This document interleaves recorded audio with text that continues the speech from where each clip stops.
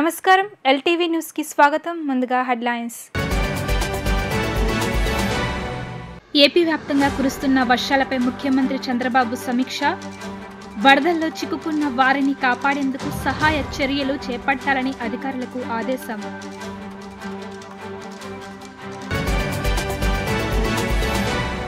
భారీ వర్షాలతో ముంపుకు గురైన ప్రాంతాల్లో పర్యటించిన మంత్రి నారా లోకేష్. మృతి చెందిన కుటుంబాలకు 5 లక్షల పరిహారాన్ని అందించిన మంత్రి.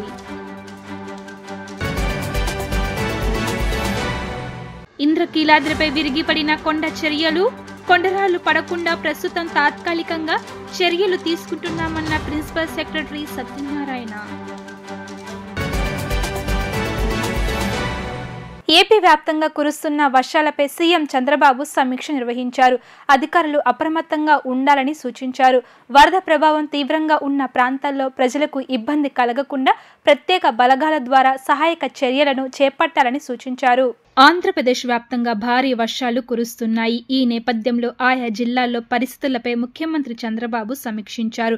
వర్ష ప్రభావం తగ్గిన చాలా ప్రాంతాల్లో వరద ఇబ్బందులు ఉన్నాయని అధికారులు సీఎంకు వివరించారు.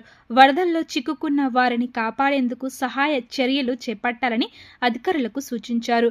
బాధితుల వద్దకు సహాయక బృందాలు వెళ్లేలా చర్యలు తీసుకోవాలని అధికారులను ఆదేశించారు.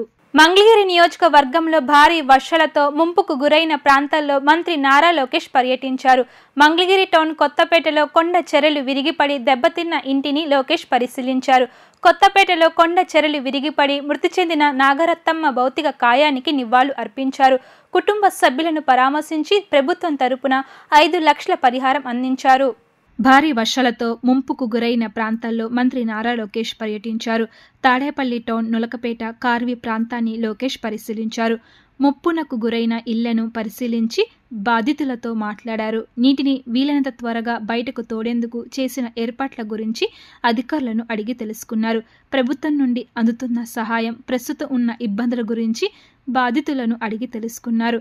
ఇళ్లలోకి నీరు ఉధృతంగా ప్రవహిస్తుందని, నున్నాకు చెందిన ఫైర్ సిబ్బంది, సహాయక చర్యల్లో పాల్గొన్నారని లోకేష్ తెలిపారు. మంగళగిరి టౌన్ కొత్తపేటలో కొండ చర్యలు విరిగిపడి దెబ్బతిన్న ఇంటిని లోకేష్ పరిశీలించారు. కొత్తపేటలో కొండ చర్యలు విరిగిపడి మృతి చెందిన నాగరత్తమ్మ భౌతిక కాయానికి నివాళులు అర్పించారు. కుటుంబ సభ్యులను పరామర్శించి ప్రభుత్వం తరపున 5 లక్షల పరిహారం అందించారు. గత 2 రోజులుగా కురుస్తున్న భారీ వర్షాలకు కొండ చర్యలు విరిగి ఇంద్రకీలాద్రిపై ఉన్న దేవస్థానం డోనర్ సెల్ పడ్డాయి. దెబ్బతిన్న డోనర్ సెల్ దేవాదాయ ధర్మాదాయ శాఖ ప్రిన్సిపల్ సెక్రటరీ కె సత్యనారాయణ స్వయంగా పరిశీలించారు. దుర్గగడి ఈవో కెఎస్ రామారావు ఇంజనీరింగ్ అధికారులతో ఈ సంఘటనపై మాట్లాడారు. కొండరాళ్లు పడకుండా ప్రస్తుతం తాత్కాలిక చర్యలు తీసుకున్నట్లు ప్రిన్సిపల్ సెక్రటరీ సత్యనారాయణ తెలిపారు. శాశ్వత పరిష్కారం కోసం national institute of rock mitigation వారితో మాట్లాడడం జరిగిందని, వారి సహకారంతో సెన్సార్లు మరియు ఇతర టెక్నాలజీ కూడా వినియోగించి శాశ్వత పరిష్కారం కోసం చర్యలు చేపడుతున్నామన్నారు. దేవాదాయ ధర్మాదాయ శాఖ మంత్రి ఆనం రామ నారాయణ రెడ్డి ఆదేశాల మేరకు నూతన కేశ ఖండన కోసం నది ఒడ్డున ప్రదేశాన్ని పరిశీలించి తుది నిర్ణయం తీసుకుంటామని ప్రిన్సిపల్ సెక్రటరీ తెలిపారు. గత 2 రోజులుగా తీవ్ర వర్షము పడుట కారణముగా ఘాట్ రోడ్ నందు భక్తుల భద్రత దృష్ట్యా ఘాట్ రోడ్ను మూసివేసినట్లు ఆయన వివరించారు. సెల్లార్ పరిశీలన ఈ కార్యక్రమంలో ప్రిన్సిపల్ సెక్రటరీ వెంట దేవాదాయ శాఖ chief engineering Shri GVR Sekhar, ఆలయ ఈఈలు కేవీఎస్ కోటేశ్వరరావు, లింగం రమ, డిఈఈ, ఏఈఈలు మరియు ఇంజనీరింగ్ సిబ్బంది, ఆలయ సిబ్బంది ఉన్నారు.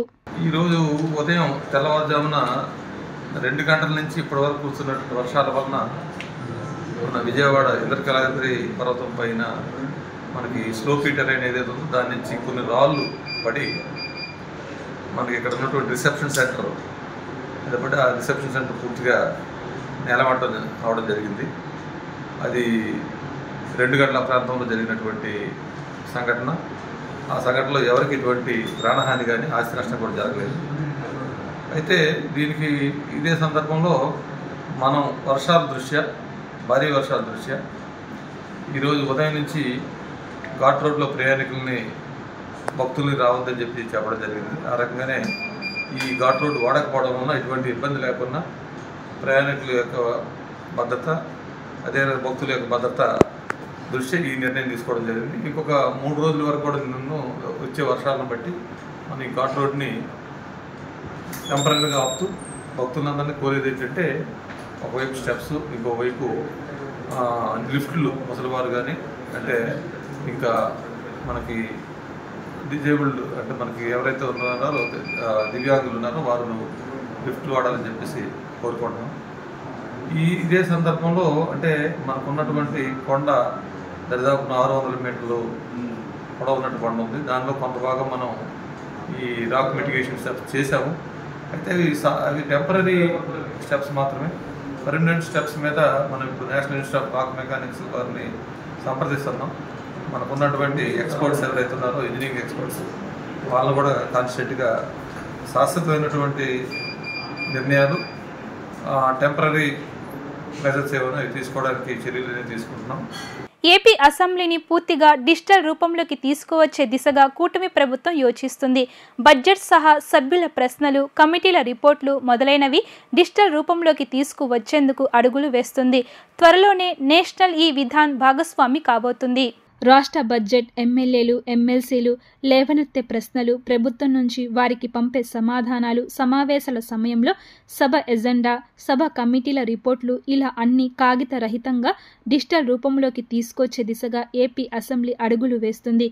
ఇందుకోసం కేంద్ర పార్లమెంటరీ వ్యవహారాల మంత్రిత్వ శాఖ నిర్వహించే నేవాలో రాష్ట్ర అసెంబ్లీ భాగస్వామ్యం కాబోతుంది.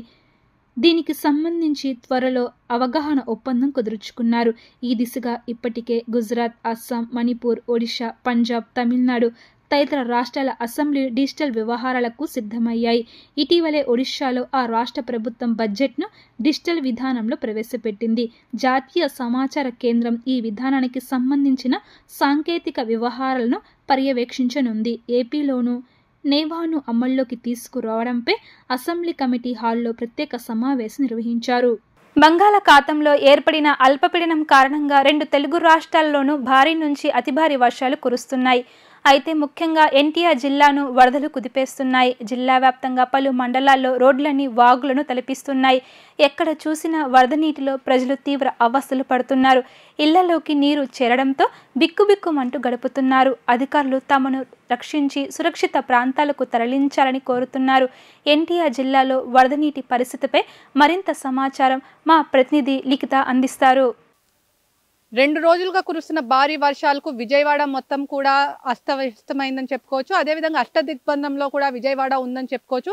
ఈ నేపథ్యంలో ఇటు భారీ వర్షాల నేపథ్యంలో ఇటు మొత్తం అన్ని కాలనీలు కూడా జలమయమైన పరిస్థితి. ఇప్పటికే కొండ చర్యలు విరుగుపడి 6 మృతి చెందిన నేపథ్యంలో ఇటు చంద్రబాబు చాలా సీరియస్గా ఇటు వర్ష ప్రభావం మీద దృష్టి సారించారు. అదేవిధంగా ఎక్కడైతే ఎమ్మెల్యేలు, ఎంపీలు, అదేవిధంగా కలెక్టర్లు సైతం కూడా ఈ సమీక్షలో పాల్గొన్నారు. ఎలాంటి అవాంఛనీయ సంఘటనలు జరగకుండా కూడా అన్ని ఏర్పాట్లు కూడా చేయాలని చెప్పి కూడా ఇప్పటికీ ముఖ్యమంత్రి చంద్రబాబు ఆదేశించారు. అదేవిధంగా ప్రస్తుతం మనం చూసుకోవచ్చు, ఏదైతే 2 రోజుల నుంచి కురుస్తున్న భారీ వర్షాలకు ప్రజలు చాలా ఇబ్బందులు కూడా పడుతున్నారు. వర్షాన్ని సైతం ఇప్పటికే మోకాళ్ళ లోతు నీళ్లు నిలిచిన నేపథ్యంలో అసలు ఎలాంటి ఇప్పటికే చూడొచ్చు ప్రస్తుతం మనం ఇక్కడ సెంట్రల్ ఎక్సైజ్ కాలనీలో ఉన్నాము. సెంట్రల్ ఎక్సైజ్ కాలనీలో మోకాళ్ళ లోతు నీళ్లు ఎప్పుడూ లేని ప్రజలు చూడొచ్చు చాలా ఇబ్బందులు కూడా పడుతున్నారు. గత 2 రోజుల నుంచి వాళ్ళకి ఎలాంటి ఇబ్బందులు లేకుండా కూడా ఇప్పటికే మంత్రి నారాయణ కూడా సమీక్ష నిర్వహించారు. ఇప్పటికే సింగనగర్ ప్రాంతం మొత్తం కూడా కుండపోతు వర్షంతో కూడా జలమయమైన పరిస్థితి మనం చూస్తాం. అదే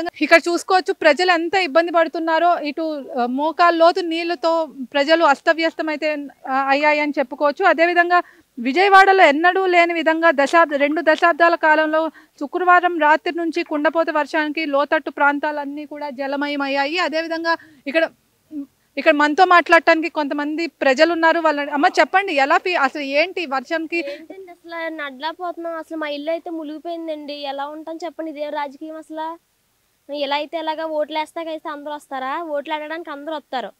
ఇలాంటి సమయాల్లో మమ్మల్ని ఆదుకోవడానికి ఎవరు ఉండరా? మేము ఒకళ్ళ ఇంట్లో ఉంటున్నాం, ఇల్లన్నీ మునిగిపోయి. ఇదేం రాజకీయం? ఓట్లకైతే 10 సార్లు తిరుగుతారు, మా కోటేయండి మా కోటేయండి అని. మేము ఎలా అయితే ఎలా బతకాలండి? ఇంత వర్షం వచ్చినప్పుడు ఎవరన్నా వచ్చి ఎలా ఉందని అడిగారా? ఎలా పడితే పిల్లలతో వాళ్ళ ఇంటికాడ వీళ్ళింటిగా ఉండవలసి వస్తుంది. ఇక్కడ చూసుకోవచ్చు, ఇక్కడ చాలా ఇబ్బందులు పడుతున్న పరిస్థితి. అదేవిధంగా ఇక్కడ చూసుకోవచ్చు మొత్తం వాటర్తో సైతం ఇక కార్లు అవన్నీ అదేవిధంగా మొత్తం అన్నీ కూడా వాటర్లో స్తంభించిన పరిస్థితి. మొత్తం ఈ ఒక్క ప్రాంతమే కాదు, విజయవాడలో ఉన్న అన్ని ప్రాంతాలు కూడా ఈ పరిస్థితి ఏర్పడింది. కార్లు అదేవిధంగా ఇక్కడ చూసుకోవచ్చు కొంతమంది ఉన్నారు, అసలు ఎలా ఇబ్బందులు పడుతున్నారో. వాళ్ళు నడుచుకుంటా మోకాలు లోతు నీళ్లు వెళ్ళి ఇటు పక్కన కారు వెళ్తున్న పరిస్థితి. కారు కూడా మొత్తం ఎక్కడికక్కడ మొత్తం సింగనగర్ ప్రాంతం అంతా కూడా అష్టదిగ్బంధమైంది.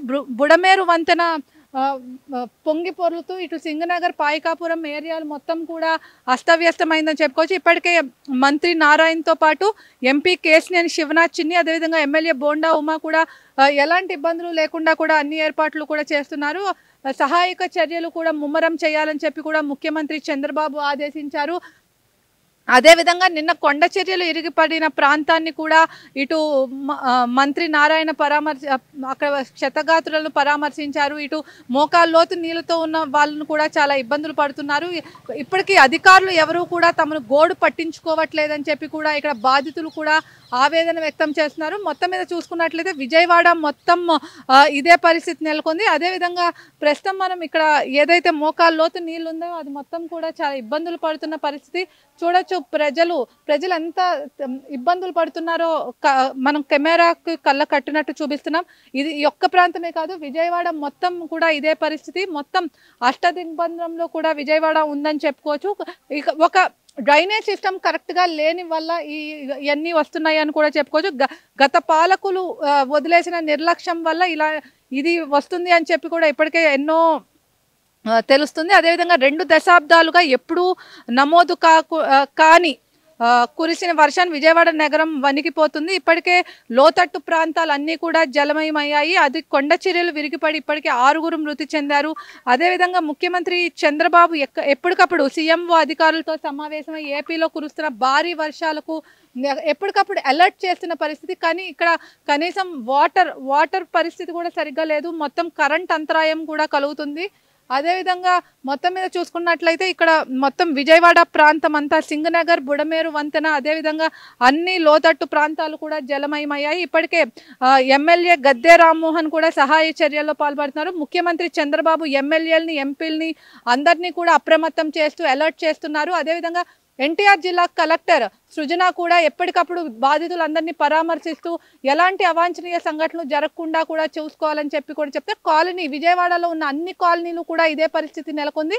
అదేవిధంగా ఎలాంటి నిన్న ఇప్పటికే కొండ చర్యలు విరిగి 6 మృతి చెందారు. అదేవిధంగా 4 క్షతగాత్రులను ఇప్పటికే పరామర్శించారు. వాళ్ళకి ఒక్కొక్కరికి కూడా 5 లక్షలు ఎక్స్గ్రేషియా కూడా ముఖ్యమంత్రి చంద్రబాబు ప్రకటించారు. కానీ ఈ కుండపోతు వర్షం గత పాలకులు చేసిన నిర్లక్ష్యం వల్లే ఇవన్నీ ఉన్నాయి అని చెప్పి కూడా ఇక్కడ మంత్రి నారాయణ కూడా స్పష్టం చేస్తున్నారు. ముఖ్యమంత్రి చంద్రబాబు చాలా సీరియస్గా మంత్రులు ఎమ్మెల్యేలు అందరూ కూడా యాక్షన్ కూడా చేయాలని చెప్పి కూడా చెప్తున్నారు. అదేవిధంగా మంత్రి నారా లోకేష్ మంగళగిరిలో పర్యటిస్తున్నారు. మంగళగిరిలో పర్యటించి ఇప్పటికే విద్యుత్ శాఖ మంత్రి గొట్టిపాటి రవికుమార్ కూడా అధికారులు ఎక్కడ విద్యుత్ అంతరాయం కలగకుండా కూడా చూడాలి. అదేవిధంగా సింగనగర్లో చూసుకుంటే సింగనగర్లో బుడమేరు వంతెన కూడా పొంగి పొర్లుతుంది. అటు సింగనగర్ ఫ్లైఓవర్ నుంచి కూడా మొత్తం మోకాలు లోతు నీళ్లు కూడా ఉండి అక్కడ ప్రజలు ఇబ్బందులు పడుతున్నారు. ఇప్పటికే మంత్రి నారాయణ అదేవిధంగా ఎమ్మెల్యే బోండా ఉమా అదేవిధంగా ఎంపీ కేశినేని శివనాథ్ చిన్ని కూడా అక్కడికి వెళ్ళిన పరిస్థితి. అదేవిధంగా ఇప్పుడు చూసుకుంటే ముఖ్యమంత్రి చంద్రబాబు ఎప్పటికప్పుడు అధికారులు ఆదేశిస్తున్నారు. ఎలాంటి ప్రాణ నష్టం ఆస్తి నష్టం జరగకుండా కూడా అన్ని ఏర్పాట్లు చూసుకోవాలని చెప్పి కూడా ఆదేశిస్తున్నారు. అదేవిధంగా ఇటు డిప్యూటీ సీఎం పవన్ కళ్యాణ్ కూడా నిన్న ఎవరైతే మృతి చెందారో వాళ్ళకి ప్రగాఢ సానుభూతి తెలిపారు. ఆయన కూడా జనసేన నేతలందరినీ కూడా మానిటరింగ్ చేసి ఎలాంటి ఫుడ్ ప్యాకెట్స్ ఇవ్వాలి ఏంటి అనే దానిపై ఎప్పటికప్పుడు నేతలతో మానిటరింగ్ చేస్తున్నారు. మొత్తం మీద అధికార యంత్రాంగం మొత్తం కూడా ఈ 2 రోజులు కూడా ఇటు ఆన్ స్క్రీన్ మీద ఉన్నట్టు మనం చూస్తున్నాం. అదేవిధంగా 2 రోజుల నుంచి కురుస్తున్న భారీ నుంచి అతి భారీ వర్షాలకు కూడా ప్రకాశం బ్యారేజ్ కూడా మొత్తం ఇప్పటికే 2వ ప్రమాద హెచ్చరిక అయితే జారీ చేశారు. మొత్తం మీద చూసుకున్నట్లయితే మొత్తం ఆంధ్రప్రదేశ్లో జరుగుతున్న ఈ విలయ తాండవానికి ఇప్పటికే అల్పపీడనం ప్రభావంతో ముఖ్యమంత్రి చంద్రబాబు ఎప్పటికప్పుడు అలర్ట్ చేస్తున్న పరిస్థితి. ఇది ఇక్కడ ఉన్న పరిస్థితి. వీడియో జర్నలిస్ట్ అఖిల్తో లిఖిత, వి డిజిటల్ న్యూస్, విజయవాడ. మొగల్రాజ్పురం సున్నబట్టిల సెంటర్లో కొండచెరలు విరిగిపడిన ప్రాంతాన్ని రాష్ట్ర హోంమంత్రి వంగలపూడి అనిత పరిశీలించారు. జరుగుతున్న సహాయక చర్యలను మంత్రికి అధికారులు వివరించారు. కొండ చెరలు విరిగిపడి మృతి చెందిన ఘటన చాలా బాధాకరమని హోంమంత్రి వంగలపూడి అనిత ఆవేదన వ్యక్తం చేశారు. కొండ చర్యలు పడిన ఘటనలో 3 మృతి చెందారు. మరొకరి కోసం సహాయక చర్యలు కొనసాగుతున్నాయని తెలిపారు. హాస్పిటల్లో మరో 3 చికిత్స పొందుతున్నారని, ప్రకృతి విపత్తు సమయంలో అధికారులు అందుబాటులో ఉండాలని ఆదేశించామని తెలిపారు. కొండ చెరలు విరిగిపడే ప్రమాదం ఉన్న నేపథ్యంలో కొండ అంచున ఉన్న వారిని సురక్షిత ప్రాంతాలకు తరలించడం జరిగిందని, ఈ ప్రాంతంలో మెడికల్ క్యాంపు ఏర్పాటు చేస్తున్నామని అన్నారు. మృతుల కుటుంబాలకు ప్రభుత్వం నష్టపరిహారం ఇస్తుందని, ప్రభుత్వం బాధితులకు అండగా ఉంటుందని ఆమె భరోసా ఇచ్చారు. మొత్తం రెస్క్యూ టీము, అదేవిధంగా మన ఎంఆర్ఓ, మన ఆర్డీఓ గారు, రెవెన్యూ డిపార్ట్మెంట్, పోలీస్ డిపార్ట్మెంట్ అందరూ కూడా అలర్ట్ అయ్యి ఇక్కడికి రావడం, ఇమీడియట్గా అక్కడ చుట్టుపక్కల ఉన్న ఇళ్లలో ఉన్న వాళ్ళందరినీ కూడా ఇమీడియట్గా అక్కడ నుంచి వేరే ప్రాంతాలకు తరలించడం, ఆ బాడీస్ని కూడా వెలికి తీసే పరిస్థితుల్లో ఇంత వర్షంలోని కూడా ఎక్కడా కూడా వాళ్ళు లేట్ చేయకుండా గబగబా కార్యక్రమాలు కూడా చేస్తున్నారు. ఆల్రెడీ ఇప్పుడు 3 క్యాజువాలిటీస్ హాస్పిటల్కి వెళ్ళి మళ్ళీ ఒకరు చనిపోయి ఇంకా ఒకరు దేహం ఇప్పుడే మనకి ఐడెంటిఫై అయింది, ఇంకొకరు ఉన్నారు ఉన్నది కానీ ఇంకా నాట్ ఇట్ షూర్. ప్రస్తుతానికి 4 చనిపోయారు, 3 ఇంజూరీస్తో ఉన్నారండి. 4కి కూడా గవర్నమెంట్ తరఫు నుంచి 5 లక్షల రూపాయల ఎక్స్గ్రేషన్ కూడా ప్రకటించడం జరిగింది. మనకు చూస్తూనే ఉన్నాం, ఈ 2 రోజుల నుంచి కూడా భారీ వర్షాల నుంచి అతి భారీ వర్షాలు పడుతున్నాయి. ఎక్కడా కూడా ఈ స్టేట్ మొత్తం మీద ఈ వర్షాల వల్ల ప్రజలు ఎవరు ఇబ్బంది పడకూడదని ఇమీడియట్గా గౌరవ సీఎం గారు టెలికాన్ఫరెన్స్ తీసుకొని, వీడియో కాన్ఫరెన్స్ తీసుకొని అధికారులందరినీ అలర్ట్ చేయడం కూడా జరిగింది. డిపార్ట్మెంట్ల వైజ్గా ఇప్పుడు ఎలక్ట్రిసిటీ డిపార్ట్మెంట్తో కూడా ఎక్కడ ఇబ్బంది లేకుండా, ఎక్కడ వైర్లు తెగి పడిపోకుండా ఇమీడియట్గా ఎక్కడైనా ఇబ్బంది కలిగిన ఒక టోల్ ఫ్రీ నెంబర్ కూడా పెట్టి వాటిని కూడా రిస్టోర్ చేస్తున్నాం. అదేవిధంగా వాటర్ కంటామినేషన్ జరగకుండా ఆర్డబ్ల్యూఎస్ వాళ్ళతో కూడా వాళ్ళని టెస్టులు చేసి ఎక్కడ ఇబ్బంది లేకుండా చూసుకుంటున్నాం. మెడికల్ క్యాంప్స్ కూడా అన్ని చోట్ల మెడికల్ క్యాంప్స్ పెట్టాం. ఈ 2 రోజులు కూడా అధికారులందరినీ కూడా అందుబాటులో ఉండమని చెప్పి కూడా చంద్రబాబు నాయుడు గారు ఆదేశాలు ఇచ్చారు. కొండ చర్యలు పడిన ఘటనపై ముఖ్యమంత్రి తీవ్ర ఆవేదన వ్యక్తం చేశారని మంత్రి నారాయణ అన్నారు.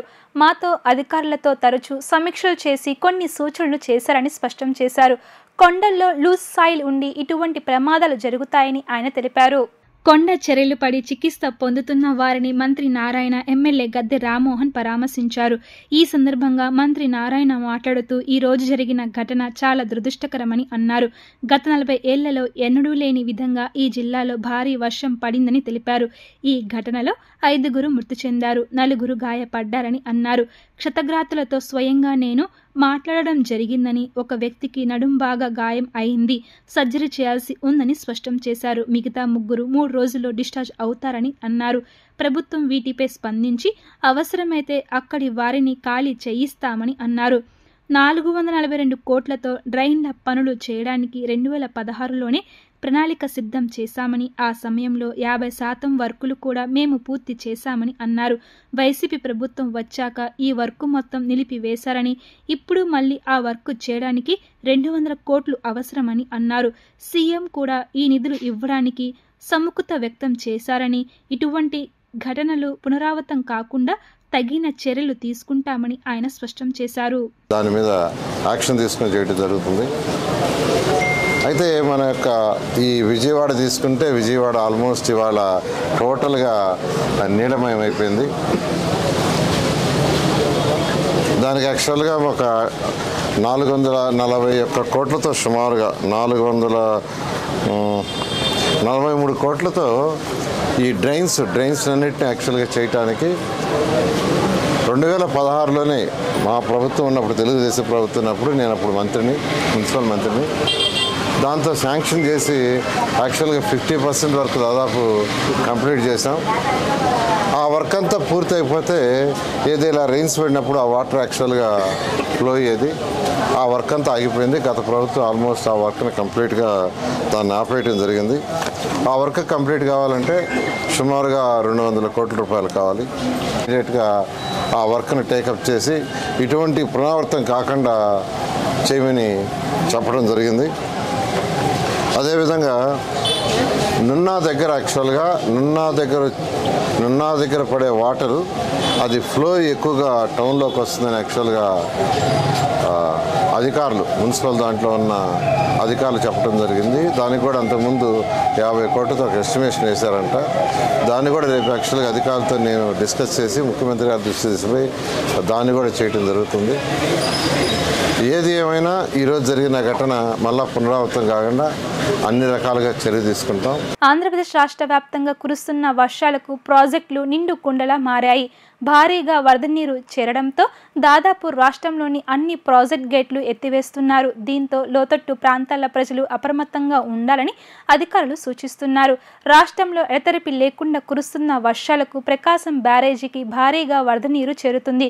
ప్రస్తుతం ఇన్ఫ్లో 5,66,860 క్యూసెక్కులుగా ఉంది. దీంతో అప్రమత్తమైన అధికారులు మొత్తం 70 గేట్ల ద్వారా వరద నీరు దిగువకు విడుదల చేస్తున్నారు. ప్రకాశం బ్యారేజ్ నుంచి కాలువలకు 500 క్యూసెక్లు విడుదల చేస్తున్నట్లు అధికారులు తెలిపారు. వార్తలు ముగించే ముందు హెడ్లైన్స్ మరొకసారి. ఏపీ వ్యాప్తంగా కురుస్తున్న వర్షాలపై ముఖ్యమంత్రి చంద్రబాబు సమీక్ష. వరదల్లో చిక్కుకున్న వారిని కాపాడేందుకు సహాయ చర్యలు చేపట్టాలని అధికారులకు ఆదేశం.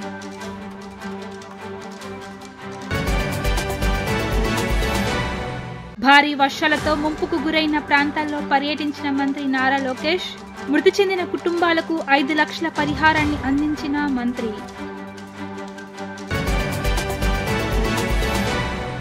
ఇంద్రకీలాద్రిపై విరిగిపడిన కొండ చర్యలు. కొండరాళ్లు పడకుండా ప్రస్తుతం తాత్కాలికంగా చర్యలు తీసుకుంటున్నామన్న ప్రిన్సిపల్ సెక్రటరీ సత్యనారాయణ. ఇవి ఇప్పటి వరకున్న updates. Keep watching LTV news.